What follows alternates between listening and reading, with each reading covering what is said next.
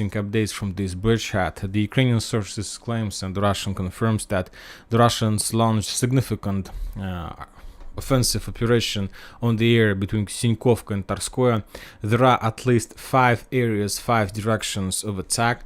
The first direction is Sinkovka, so this is, I will add this on the map for better understanding. So this is the first direction of Russian attack, in direction of Sinkovka, and the sources reported that the Russians, as a result of that attack, managed to, during the previous days, achieve some success, and currently the Russians try to develop their position in this area.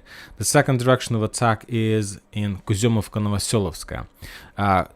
Today, the second time during this week, the Russian sources reported that as a result of fierce fighting, they managed to capture Novoselovka completely, and they managed to push the Ukrainians to step back from the settlement in direction of Stelmakhovka and Berestove.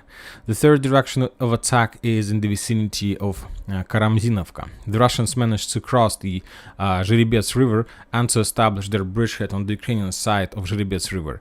The Ukrainians during the previous days made a lot of attempts to attack the Russian position, to counterattack and to force them to step back from the bridgehead on the Ukrainian side of that river Zherebets.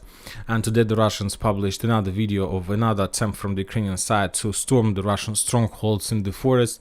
The Ukrainian attack was repelled by the Russian forces with artillery systems, with all type of weapon they have, and basically the Ukrainians were forced to step back.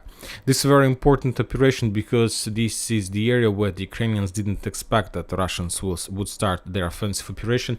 And basically, when talking about the bridgehead in the vicinity of Karamzinovka, this area has the lowest level of fortifications from the Ukrainian side, because there was a natural barrier in face of Zherebets River, and the Ukrainians didn't expect that the Russians will try to create a bridgehead on the Ukrainian side of the river without any bridges, with building pontoon bridges and so on. So, as I understand, they thought that the chances were very low. But basically the Russians managed to do this, and currently the Russians try to develop the bridgehead. The Ukrainians counterattack this area massively, trying to push the Russians back. To tell the truth, from one side, in my opinion, that it's very good that the Russians managed to do this, to create this foothold, but they don't have much time. Anyway, the Ukrainians are sending more and more reserves, and in a day or two, in a week, the Ukrainians will be able to create a stronghold around this territory and around this sector, and after that the Russians will lose the momentum, and they will either forced to dig in deeper on this area and to wait some results on the northern or on the southern flank, or even to step back because of problems with supporting this sector. So they have, like, according to my understanding, they have just few days, and during the next few days the Russians need to create at least this bridgehead, and if they are able to do this, then they will be able to solve all their problems and issues with everything, and then they will be able to continue development to advancing to the west. The fourth area of Ukrainian Russian attack is in the vicinity of the salient. The Russians are moving in direction, let's say, of Nevskaya Novosadova. For now, there was like just update, according to the military expert Ryber, that the Russians during this week managed to establish control over this small salient, over this small part of the fields. Currently, the Russians continue advancing, but without any significant results in comparison with the northern settlements. And of course, the final direction, the fifth direction, is by the name of Tarskoye salient, this one.